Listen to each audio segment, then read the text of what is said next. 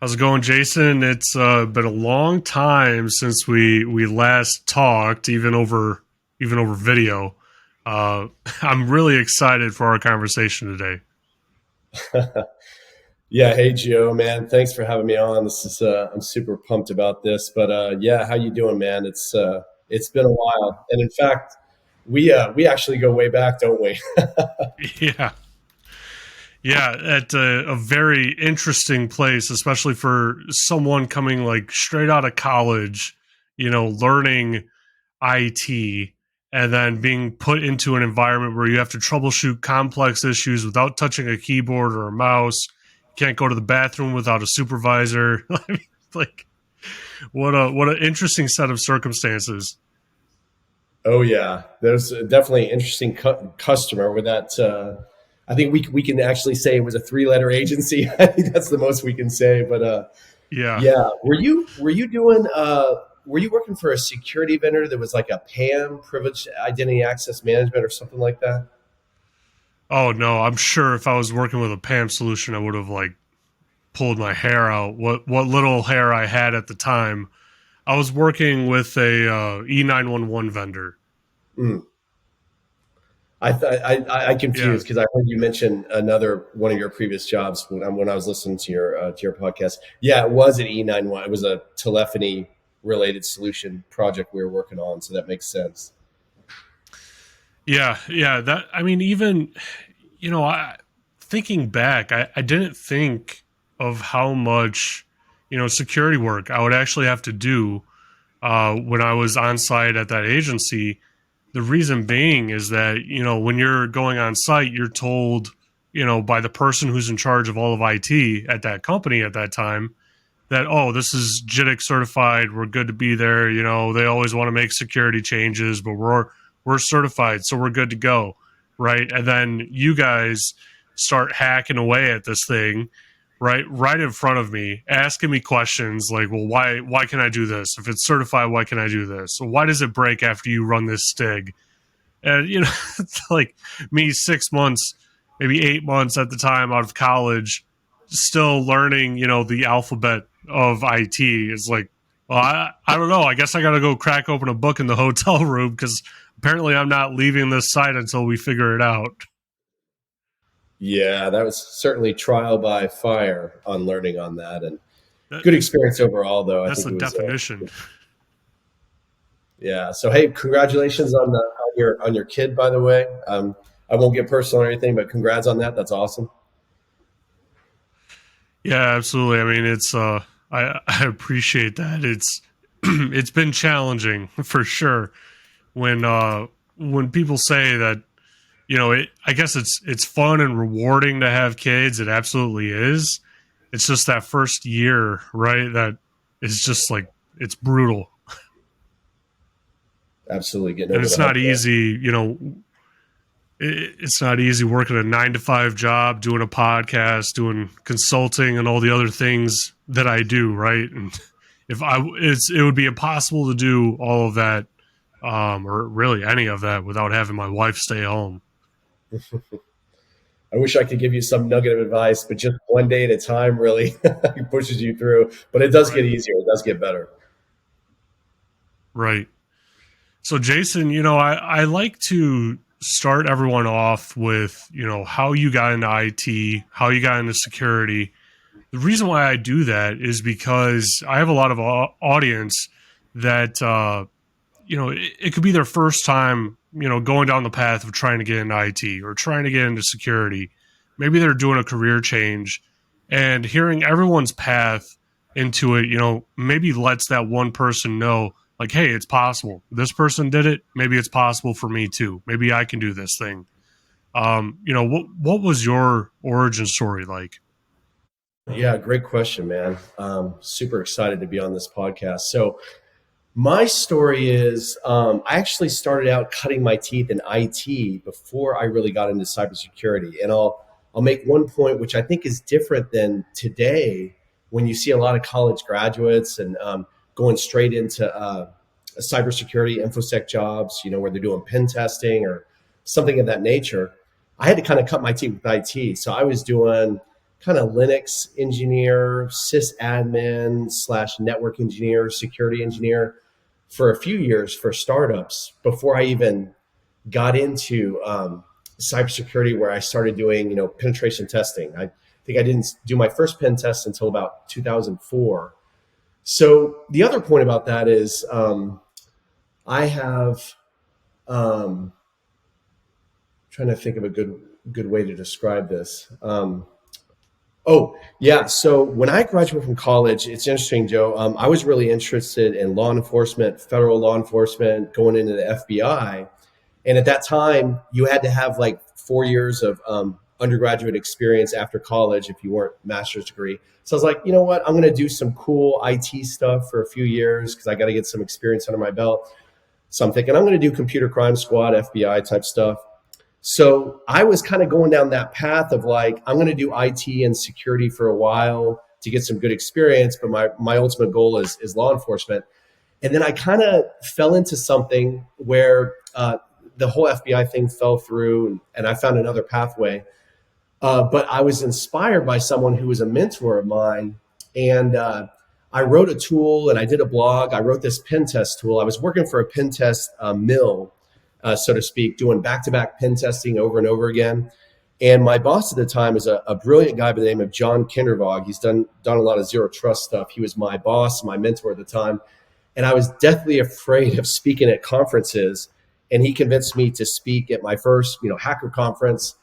And I presented this tool called VoIP Hopper, a network pen test, kind of a UC VoIP pen testing tool.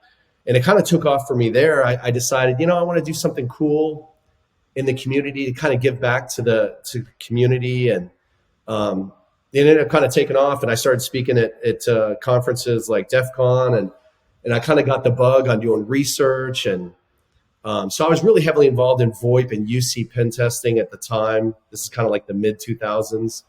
So that's kind of where I went off into getting into a niche. And I say it's good to be a generalist, but it's also good to have a specific area within cybersecurity to specialize in, But yeah, that's kind of, to answer your question, that's kind of my story. I really got into to pen testing and doing research, and I'm also happy to say that that tool I wrote, VoIP Hopper, is actually still included in Kali Linux to this day, which is hilarious because the tool was written in 2005 timeframe. So, but yeah, to kind of answer Wow. your question on how I got started, and then I kind of connected with you. I think around 2014 when I was heavily involved in the VoIP UC security world. So Yeah, that was definitely an interesting time for sure. But you touch on a really important part of what I would view as a successful journey, right? Is getting that broad range of experience and then dialing it in. And that's what I always recommend to people. I mentor some people coming out of college, coming out of different security boot camps. And even with the security boot camp experience, I still recommend that people get experience in IT, right? Because when you're in IT, when you're in help desk, you're learning how to talk to people under stressful situations. You're learning how to even negotiate with people when you're 100% correct. You couldn't be more correct. And this other person who's a higher rank than you is, wrong or not 100% correct, and it bugs you. It eats at you, right? You have to find that middle ground. You have to develop those soft skills that will carry you forward in security because yeah, you can probably do the security work, from a technical perspective, right? Like you could probably technically do it, but you would not make any friends. You would make a whole lot of enemies. Your tools would probably be ripped out the day that you leave, and you're not going to make, really that much progress. And so it's important to really get that generalized experience and then dial it in, over time as you get more experience. Is that kind of how you thought about it as well when you started going down this journey? When you realized that federal law enforcement wasn't working, it's like, okay, well, maybe I'm going to find a specialty then. Maybe I'm going to dial something in and get really good at it.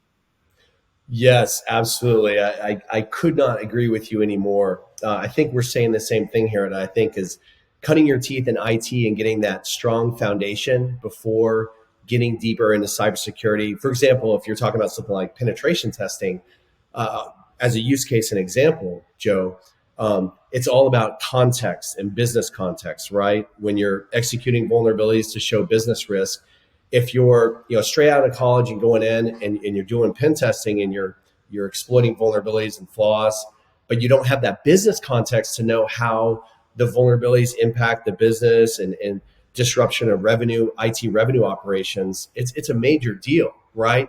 And just having that experience to sit down with network engineers, developers, um, system administration, CIO, and CTOs, being able to talk to them. So that's one key point, and I think that's different than today's market, right? Because you see a lot of people going straight in with little to no experience, and I'm not hating on anyone or anything. I think just the marketplace has changed, and they're saying that there's a dearth of skills and there's skilled cybersecurity people, but then it seems like you have a lot of people going in that haven't formed that strong foundation. So I totally agree with you there. And then relating to my story, yes, when I kind of decided that I was going to have a different path than the FBI, I basically decided, well, I kind of want to make a name for myself. I want to create like a cool tool and give back to the community. And I'd already been doing the pen testing a while, and so I think it helped me to get better, to have that specific niche knowledge, but also kind of a generalist for like network and app pen testing, but also specific to VoIP UC. And creating that tool really helped me as a practitioner. And I think also there's another um, kind of lesson learned here. It's like, Joe, I think in my career I've learned when you go too deep into the rabbit hole and become too much of a specific skill on something that, for example, with VoIP UC at the time, it was really, really hot. A lot of people were speaking at conferences, and then it kind of died on it was like the cool kid, and it kind of died in its popularity. And now VoIP UC is not considered a hot topic. Now it's like cloud security and, machine learning and all this stuff. But I think it's good to have a generalist approach, but also being adaptable and flexible to like changing what your specialty area is what I was saying. So I'm getting in more kind of changing the conversation. But yeah, it's generalist versus specialist on your experience. And I found when you go too deep in the rabbit hole, you kind of box yourself in, which might limit yourself. So sometimes it's good to take a step back and be like, I'm going to be a generalist. I think you could apply that to anything like cloud security, cloud architect, whatever. Right now, that's the hot area. And there might be lots of specialty areas within that, right? So each cloud provider is a whole world. Within that cloud provider, they might have 600 services. And so you could, be spending a lot of time on one thing. Does that make sense? Kind of like, how has your experience been on that? Yeah, yeah, I think that makes a lot of sense. It when you were discussing, kind of being a generalist while having a specialty, right? It reminded me when I was trying to make the jump into cloud security and be more specialized in cloud security because I saw that that's where everything was going. um, I had to do still a lot of other projects that were, on-prem based, not based in the cloud. I got, zero cloud experience from those projects. But I still had to do it, and I still kept up the skill set in a way and convinced people like, hey, I'm a generalist. Yes, I do focus on the cloud, but at the end of the day, I can do just about anything, And that which makes you is better. it's not an easy thing to do. And that makes you better. I mean, It, obviously that makes right. you better, right? It improved your skills and your marketability. Right. Yeah. Because, I'll give you an example. I was going to go work for a large mortgage company here in the Midwest. And, I interviewed for a cloud security role. And after I had accepted the offer, the manager called me and said, hey, I actually have this urgent project. I would need you to work on because everyone else is bogged down with work. It's not cloud security related, but I only need you to do it, through the end of the year, and then you can pick up the cloud security work. And I said, okay, well, I'll do it until how about October 31st? And then November, I start doing cloud work. And he agreed to it. And so I, full blown rolled out this cloud web proxy that I've never worked with before. I've rolled out a proxy before, but it definitely was not this solution. So I kind of knew what to do, but at the same time, it acted very differently. And so you're learning the nuances. And I rolled out, this solution 100% by October 31st. I kept up my end of the deal, and then they had to keep up their end of the deal because they know that frustrates me, right? Like the benefits of having this podcast is that it kind of allows potential employers to hear my personality beforehand, to know my thoughts, my thought pattern, without me having to tell them like, hey, I find this to be kind of insulting when you sell me one thing and then you tell me to do another, and it's confusing for me. It's disappointing. You're going to get my hopes up, and then I'm going to be disappointed. It's not a good look, But they were able to overcome that by just being upfront with me, And I think that that's what's important, and also, when you're trying to specialize, also being open to that possibility, right? Someone may say, "Hey, you're a specialist in this tool. We also need you to touch this." Be open to it, because as soon as you start pigeonholing yourself, that field is going to evolve, right? Like we're seeing, or we saw, the traditional firewall basically go extinct overnight with what's called a next gen firewall. And now they're still calling those next gen firewalls, like the newer version, they're calling that next gen, right? But you have to relearn this tool. It has additional capabilities, additional things that you need to learn and components. Yeah, absolutely. There's so many great insights in this podcast when in the discussions you have, but you bring up a good point too about learning by doing. When you created your proxy, and hands on the keyboard skill development, which I think is still important no matter where you are. Even when you go into management, just to practice some of that stuff is really good. Yeah, absolutely. So, you know, you mentioned a little bit about getting into the speaking circuit, talking at different conferences and whatnot. As someone that is looking to potentially do that in the next 12 months, how in the world does someone get started in that?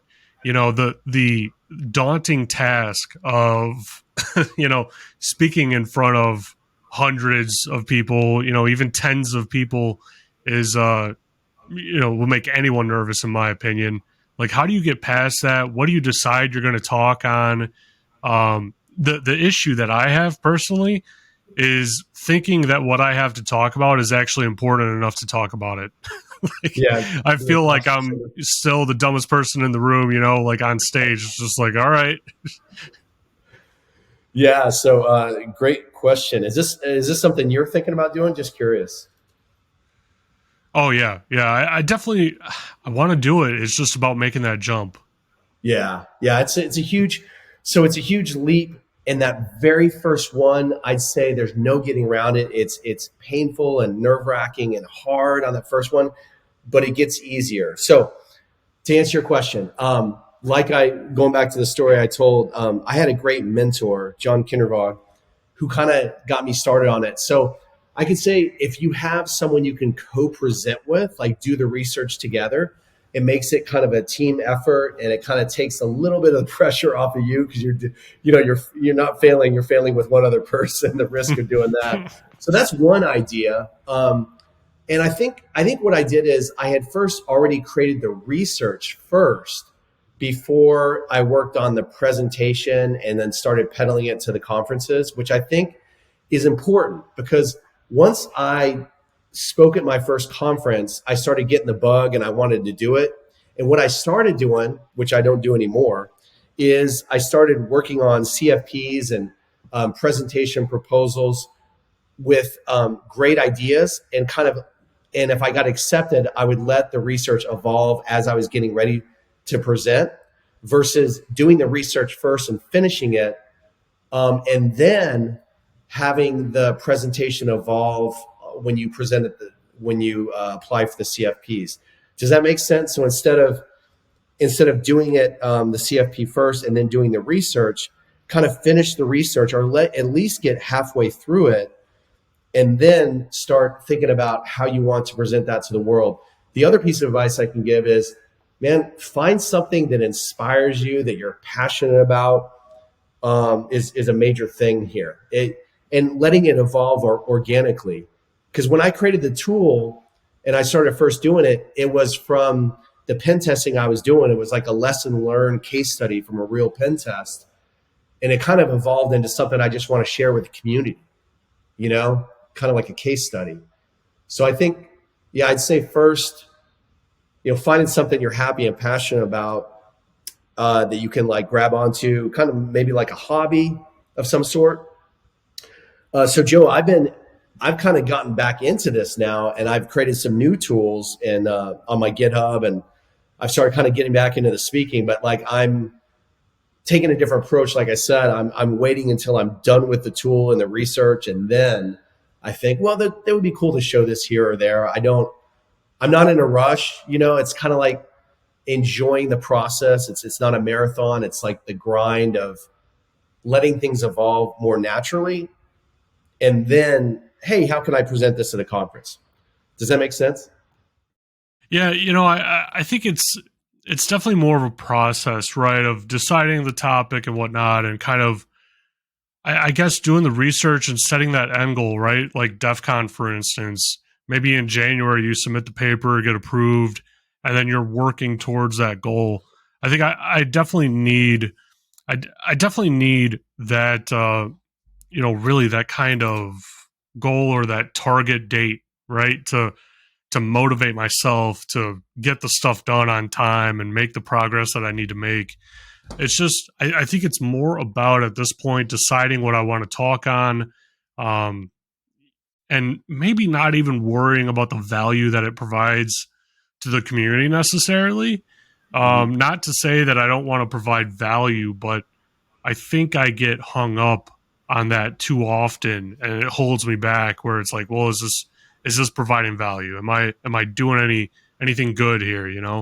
Um, it, that's my opinion. But Yeah, I see what you're Jason, saying. So, oh, go ahead. oh yeah, to kind of change gears here, you're also a SANS instructor. You kind of glanced over that, left that fact out, right? How in the world does someone become a SANS instructor? Like, do you have to have like all their certifications, prove that you have like this industry top tier knowledge, and go through the process like that? Or what is that like? Because everyone knows SANS certifications is the gold standard in security. There's nothing else on the market that beats it, but it's also very expensive. So finding an employer that will pay for it is like absolutely critical. It's like a gold mine. You don't just leave that employer. Yeah, absolutely. It is. They are expensive, but I am kind of biased. I think they're worth it. But um, so how to get started? So my quick little story on that is, SANS does have different programs that also offset some of the costs as well. I'll mention this too. Um, they have a program called Work Study, Joe, where you can apply and get discounted tuition, and you kind of help out and assist as a moderator, facilitator for a SANS class, but you get greatly reduced tuition. So they do have a program that allows you to kind of take a class and not pay the full list price. Um, so Hmm. as far as entry into it and getting started on it, I think what you have to do to kind of get into it is you take a SANS class. So you have to find a way to take a SANS class, or you take a certification exam for one of the GIAC SANS certifications. And if you score, I think the score is 90% or better, you get invited into the program where you can be a TA for the class. Now, this isn't for all the classes, but some of the more technical classes, hands-on, they have what are called virtual TAs or TAs. So you're helping out, assisting students with the labs, and that kind of gets you potentially into the instructor development program. As a TA, you can start helping out, getting more and more hands-on experience, and you kind of get to know the instructors, and they can recommend you, and you kind of get vetted and recommended that way. And then you kind of, there's a whole program that you start proving yourself once you're in that program, where you start, you do a little co-teach, like a partial co-teach, and then you go up to where you're doing half a day co-teach, where you're teaching half the day with another SANS instructor, and you flip that to the other day, and then you eventually do a teach on your own. So it's a meritocracy. You have to prove yourself and so forth, but there's always an entry point, right? There's always a starting point. So the starting point is probably within the whole SANS community. You either have to pass the exam and prove yourself with a score, or you have to take the class and improve yourself with the score, and then it goes from there. Hmm. Was there, in your own SANS certifications, uh, which certification would you say was the most difficult for you to get? I would assume the GPen, if you have it, it would be the easiest, right? Because you were a pen tester. I think that's an easy assumption to make, but maybe that's not true. Yeah, great question. When I started out teaching for SANS, they had a program called SANS Mentor, SANS Community Instructor, which they don't have that anymore. And so I was going to tell you that was kind of the way to get started, is as a SANS mentor, you do small little teaching groups, which is a great way to get yourself exposed to teaching. But yeah, when I got started, I was involved in the 504, which is the GCIH exploits incident handling, that class, and then the 560 GPen were kind of the classes. Now, another thing is I started as a student, man. I've always been a lifelong learner. I'm a big fan of SANS classes. So how I kind of got started with SANS is I was a student paying for the classes, and I got lucky because my Huh. employer, and this is something maybe to think about and recommend to others. There are companies that do support SANS, their employees to take SANS classes flat out. So in the interviewing process, if that is something that's valuable to you, you could actually negotiate with your employer to say, hey, what's the tuition? What's the tuition budget per student? And with one particular employer, I said, I want to take 2 SANS classes a year. And they said, done. And so that was kind of Hmm. negotiated up front. So maybe this is something even someone early on in their career can be looking into, because when you have your employer sponsoring you on this, it makes it so much easier to get started, Joe. So I was very fortunate in that. And that's how I took some of these classes, like forensic incident response, 504, forensic 508, and the GPen. And so back to your question, I started out as an instructor in 504 GPen, and the hardest class for me was during COVID. I had to pivot over to the brand new cloud penetration testing class, 588. I don't know if you heard of this Hmm. class, but at the time around COVID in 2020, this is a brand new class. And a lot of the instructor opportunities shut down because 588 was a brand new class. And I happened to know the instructor. He kind of invited me on and said, hey, do you want to have an opportunity to teach this class?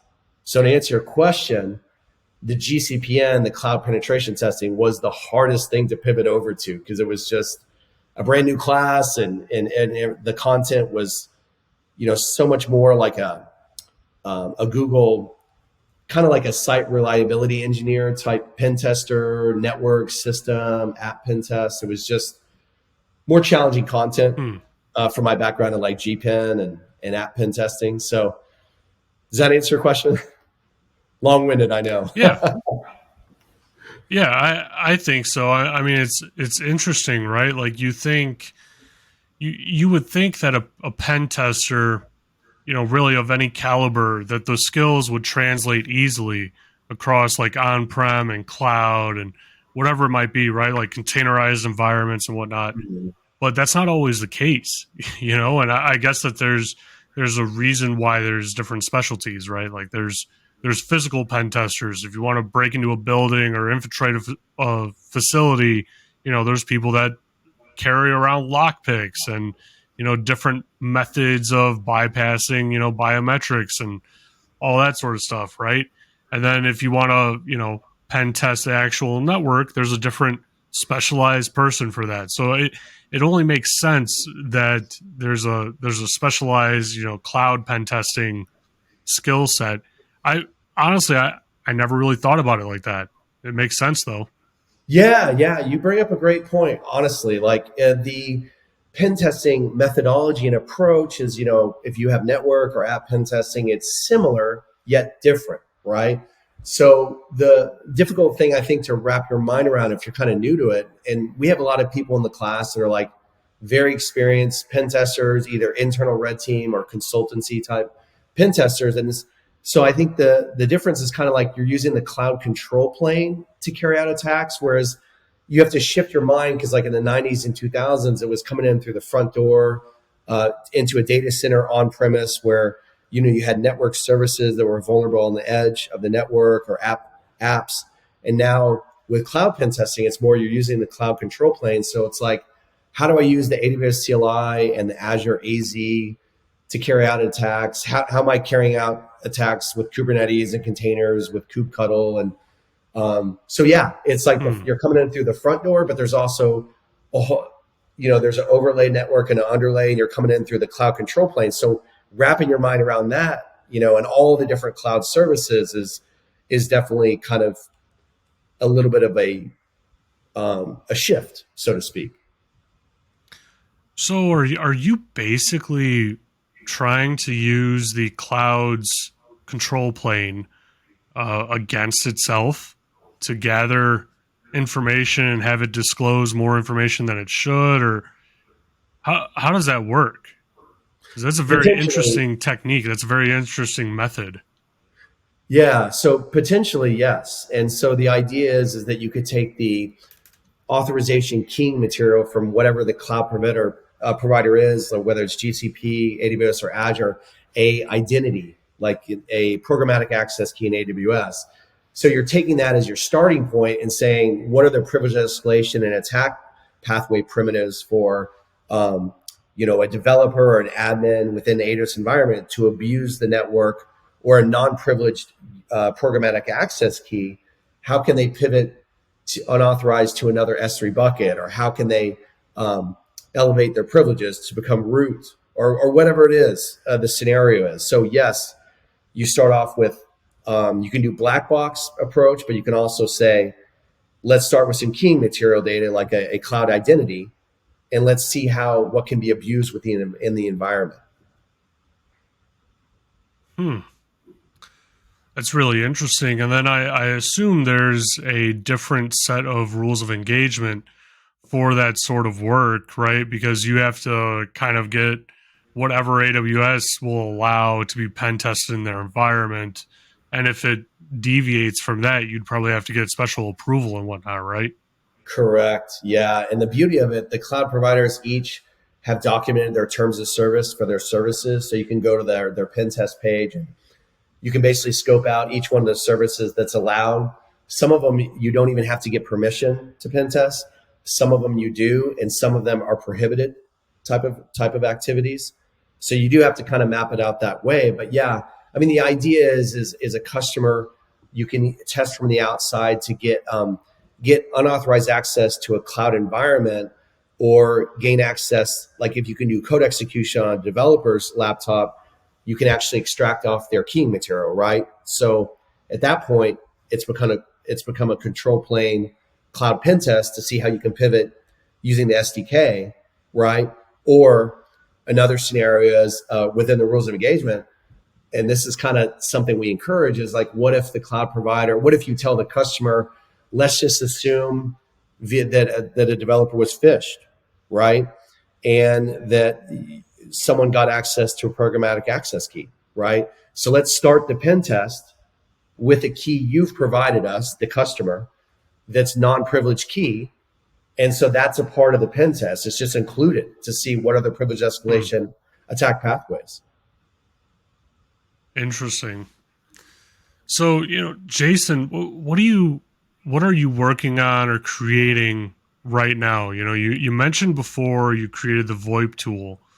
I'm wondering if you're creating any new interesting tools right now.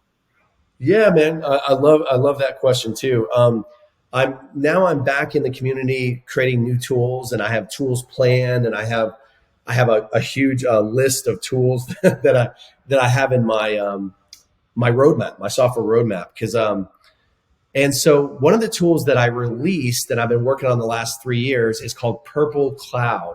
Have you heard of Purple Cloud? Yeah, I have, mostly Yeah, from you. yeah. So Purple Cloud is it's up on GitHub on my GitHub, but it's basically a simulation tool that allows you to create your own cyber range, and it's focused on Azure, and it allows you using Terraform. It's an infrastructure as code simulator, allowing you to create like 8 different types of use cases for your own custom Azure security lab. And so you can create it, and you can pretend like you're a blue team or a network defender, like a cloud architect, cloud security engineer, or you can practice pen testing techniques against it. And it's your own sandbox in your own Azure account that you spin up with Terraform, and then you destroy it when you're done. So that's one tool I Hmm. created, and I created another reconnaissance tool called Cloud Edge. It's coded in Golang. It's a kind of has a novel approach, but it's basically a cloud reconnaissance tool that loads in all the IP addresses of the cloud providers into memory, and then does performant lookups of an IP address or a DNS domain, mapping that IP to the cloud provider's service. And all of this is kind of like automated. So it's kind of like a recon tool that helps for Huh. bug bounty, but can also be cloud forensics and investigations when cloud assets are used for attacks. You can use it to look up and find an IP and map it to that cloud provider. So those are Huh. two of the recent Wow. tools that I've done. Yeah. And I'm working on Purple Cloud for AWS. I'm working on a new version of Purple Oh, Cloud for okay. AWS. So that's kind of what I was talking about. I have a software roadmap. I'm going to finish it first before I look at conference stuff. So that's I get your thing on conferences where sometimes you just put in the CFP and like do it, but with software, like I have to get it done, Hmm. and then I'm going to put in for the CFP, right? So yeah, so those are the two tools that I've Right. worked on recently. Yeah, but I also work for SANS full time. I do DevOps for SANS. So that's a whole nother story. But anyways, Jeez, that's like a whole other podcast, basically. Well, Jason, I'm always very conscious of my guest's time. When I say it's certain amount of time, tend to stick to it, or at least I try to. So before I let you go, how about you tell my audience where they could find you, where they could find your tools that you're developing, and any other information that you may want to put out there for people to get a hold of you. yeah, sure. I'm happy to connect. My GitHub repo where my tools are, I have a different handle. It's GitHub slash my username, which is I know Jason. So it's IKNOW Jason. I know Jason. A little play on I know Jason or whatever. And my Twitter, I'm trying to get more active on Twitter, but you can reach out, DM, and so forth. My Twitter handle is Security Puck, so it's just Security Puck as you would expect. And yeah, those are the good ways to reach out. Awesome. Well, thanks, Jason. I really appreciate you coming on, and I hope everyone enjoyed this episode.